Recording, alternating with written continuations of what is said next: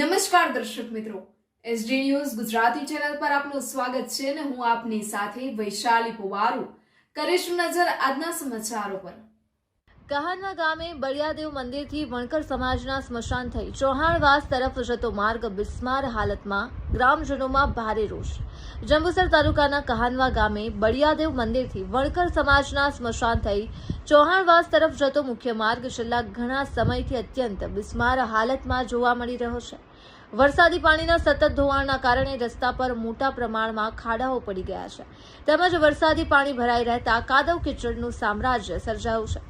આ રસ્તેથી દરરોજ શાળાએ જતા નાના બાળકોને ભારે મુશ્કેલીઓનો સામનો કરવો પડી રહ્યો છે। કાદવ અને પાણીના કારણે બાળકોને જીવના જોખમે અવરજવર કરવી પડે છે।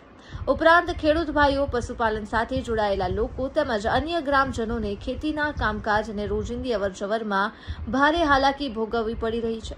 ગ્રામજનોનું કહેવું છે કે અનેક વખત રજૂઆતો કરવા છતાં હજુ સુધી માર્ગના સમારકામ અથવા નવા રસ્તાના નિર્માણ અંગે કોઈ અસરકારક કામગીરી હાથ ધરવામાં આવી નથી, જેના કારણે લોકોમાં અસંતોષની લાગણી જોવા મળી રહી છે।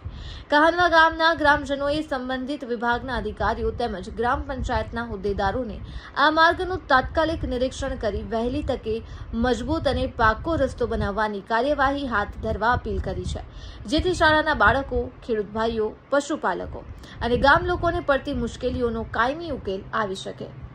Report Saddam Malik, Jambusar, SD news Gujarati.